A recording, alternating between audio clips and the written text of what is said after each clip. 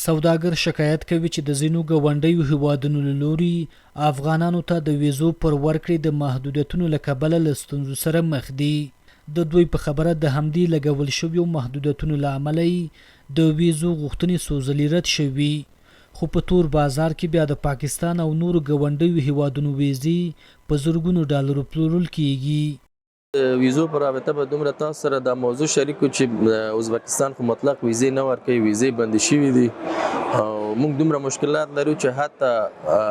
خپل دغه بعضې سټاف ته چې موږ ویزې اخلو هغوی دپاره د عمان او د دوبۍ اقامې اخلو 15,000 اوه ډالر موږ ورکوو، بالاخره چې په هغې وکولی شي هغوی لاړ شي ازبکستان ته هلته زموږ کار پر مخ لاړ شي. واقعا دغه ستونزې چې دا ډېرې زیاتې دي. که چېرته دوه هېوادونه چې دی په خپل منځ کې د سوداګرۍ روابط ساتي، ضرورت دا وي چې هغوی چې دی باید دغه د ویزو چې کومې ستونزې وي دا حل شي. البته موږ دغه غوښتنه په بار د ننګرهار ولایت په بین المللي نمایشګاه کې د پاکستان له کونسل څخه کړې وه. هغوی موږ سره ژمنې هم کړې دي چې دغه برخه باید چې دی کار ورته وشي، خو تر اوسه پورې هغه څه نه دي شوي چې موږ چې دی ووایو چې واقعا داسې شوي دي. د دوی په وینا د ویزو نشتون سوداګري ټکنۍ کړې او له همدې کبله نه دي بریالي شوي چې په نړیوالو نندارتونونو کې ګډون وکړي او خپل افغاني تولیدات نندارې ته وړاندې کړي. سوداګر له مسؤلانو غوښتنه کوي چې د ویزو ستونزې دې له ګاونډیو او نورو هیوادونو سره په بنسټیزه توګه حل کړي. سوداګر خو ډېر زیات مشکلات لري، لکه د برق ستونزه شوله دلته په داخل د ملک کې، د ویزو ستونزه شوله، د ګمرکاتو د تعرفو ستونزه شوله.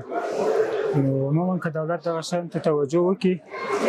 نو دا به دوی موږ یو لاسنیوی. د غټ مشکل د تاجرانو دا ده چې خارجي ویزې د افغانستان د تجارانو پر مخ بند دي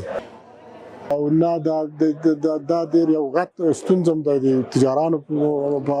هغه کې د کاروبار په باره کې او هم د موږ تاسو د اقتصاد د تجارت په باره کې دا ډېر یو غټ مشکل ده. په همدې حال کې د صنعت او سوداګرۍ وزارت ویان عبدالسلام جواد رویداد خبري اژانس سره په خبرو کې وایي هڅې پیل کړي چې افغان سوداګرو ته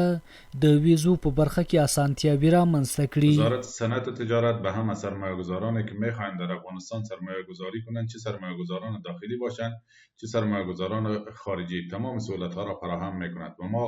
اطمینان می‌دهیم که در بخش توزیع جواز برای سرمایه‌گذاری و واردات مواد خام و ماشینری تمام سهولت‌ها را فراهم می‌کنیم و همچنان در بخش صادرات تولیدات و صنایعشان نیز همکاری همه‌جانبه داریم. افغان سوداګر د غراض د برېښنا نشتون، لوړه مالیه او په هیواد دننه د کورنیو تولیداتو کمرنګه بازار نورې هغه ستونزې یادوي چې له کبله د دوی سوداګریزې چارې ټکنۍ شوي دي.